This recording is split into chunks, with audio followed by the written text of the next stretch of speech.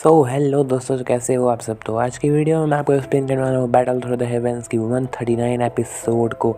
तो चलिए बिना टाइम वेस्ट के शुरू करते हैं। जैसा कि हम लोगों ने पिछले एपिसोड में देखा था कि यावन को एक स्क्रोल मिलता है और वह स्क्रोल को सेंस करता है और उसके बाद वो देखता है कि उस स्क्रोल में वो एक हेवनली स्क्रोल नहीं है, वो तो वैसे एक ऑर्डिनरी स्क्रोल है। हाँ, वो बहुत ज़्यादा पावरफुल है पर एक हेवनली स्क्रोल तो नहीं है। फिर जो ज़ियाओ जुनजी होते हैं वो बोलते हैं कि क्या है इसमें, ये कोई हेवनली टेक्निक है क्या, मुझे देखने दो। तो वो ज़ियावन उसका माथा पे फेंक देता है और बोलता है कि हाँ, ये कोई भी हेवनली टेक्निक का स्क्रोल नहीं है। हाँ, मैं जानता हूँ ये बहुत ज़्यादा पावरफुल है पर ये हेवनली टेक्निक तो नहीं है। तो वो ज़ियाओ जुनजी बोलते हैं कि मुझे पता है ये स्क्रोल वो फेक है, तुम बस बहुत ज़्यादा अनलकी हो जो कि इसे पकड़े हो।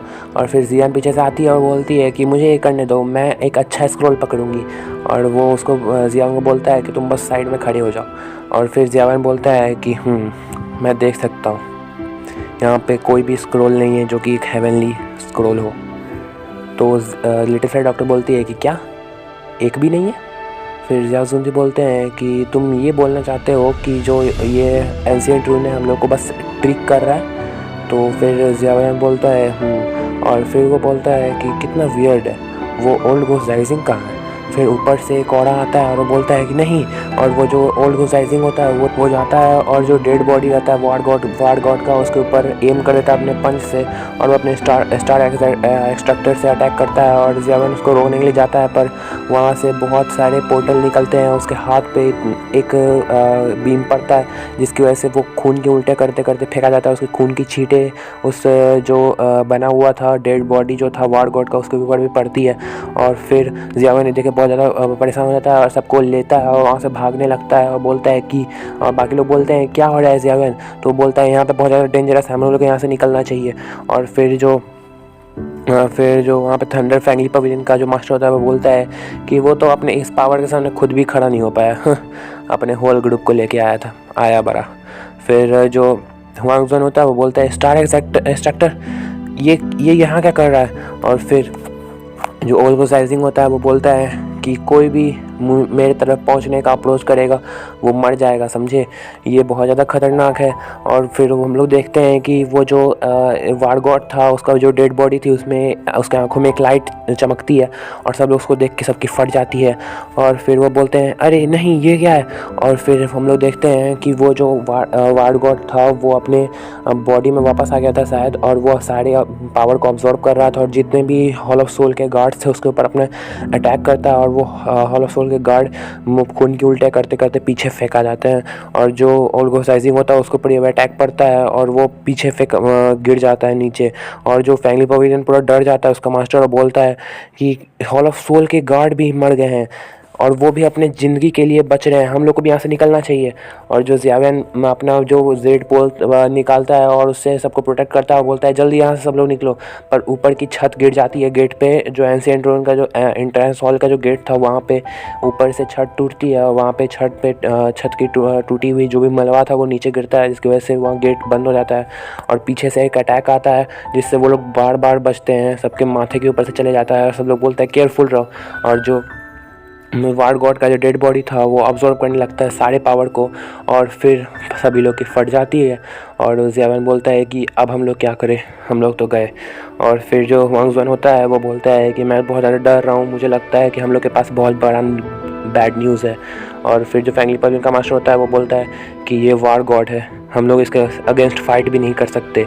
तो जो आइस एम्पायर होता है वो बोलता है कि आइस एम्पायर का मास्टर बोलता है कि ये वार्ड गॉड रिवाइव कैसे हो गया, हज़ारों साल बाद अपने मरने के बाद भी ऐसे कैसे रिवाइव हो सकता है।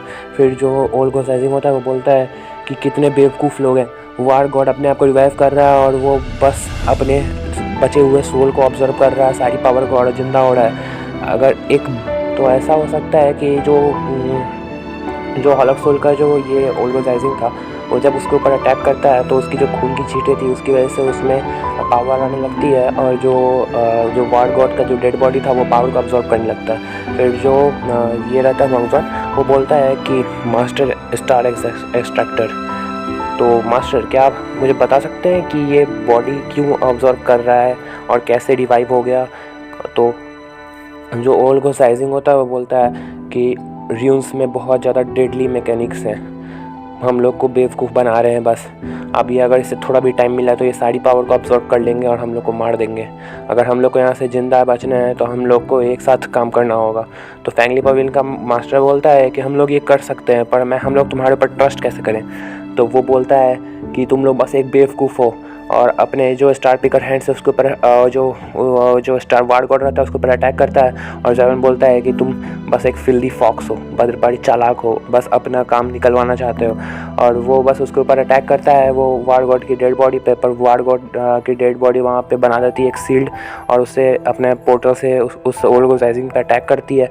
और जिसकी वजह से ओल्ड गोसाइजिंग पूरी पीछे फेंका जाता है और एक पावर नहीं झेल पाता है। और उसको देख के जो फैंगली पवेलियन का मास्टर होता है उसकी फट जाती है और बोलता है कि दाओ जून के 5 ग्रेड का स्टार भी उसके बस एक मूव को नहीं झेल पाया, उसके पावर कितनी ज़्यादा खतरनाक होगी। मैं तो बहुत ज़्यादा अफ्रेड हूँ कि पता नहीं अगर ये वापस पूरी तरह से रिवाइव हो गया तो हम लोग का क्या होगा। और फिर वो जो ओल्ड गोसाइजिंग होता है वो बोलता है कि तुम लोग एक नंबर के बेवकूफ़ हो, वहाँ पे खड़े होकर क्या कर रहे हो, मरना चाहते हो क्या। तो बाकी लोग भी उड़ जाते हैं और एक साथ जाके उसके ऊपर अटैक करना शुरू करते हैं और बोलते हैं कि हम लोग के पास और कोई चॉइस नहीं है, हम लोग को यहाँ पे जाके मारना होगा उसे। अब्जॉर्ब पावर अगर वो पूरा कर लेगा तो हम लोग तो गए। फिर ज़ावेन बोलता है कि मैं भी यहाँ खड़ा होकर देख नहीं सकता ये सब, बाकी अपने ग्रुप को बोलता है कि अपना ख्याल रखना। और फिर जो जियान होती है वो तो अपना मूड में थी और बोलती है कि जाओ मैं कुछ स्केलेटन के स्क्रॉल ले लेती हूँ, मैं देख सकती हूँ वहाँ पे बहुत सारी गुड टेक्निक सब है। फिर किंगलिन बोलती है कि मास्टर ज़ावेन अपना ध्यान रखिएगा। और फिर ज़ावेन आता है बोलता है कि अगर चीज़ें बहुत ज़्यादा बुरी हो जाए तो जल्दी से निकल जाना, मेरे लिए इंतजार मत करना। और अपना अटैक लेता है और जाता है उस वार गॉड के ऊपर लेके मारता है। और यहीं पे हमारा आज का नॉर्मल एक्सप्लेनेशन खत्म हो जाता है। आई होप आप लोग को अच्छा लगा होगा। नेक्स्ट पार्ट जल्दी आ जाएगा। आप लोग अपना ख्याल रखिए, take care, see you soon. मिलेंगे नेक्स्ट एपिसोड में। एक लाइक बटन ठोक देना अगर यहाँ तक बने हुआ, चैनल को सब्सक्राइब कर देना अगर नहीं हो तो। Bye bye.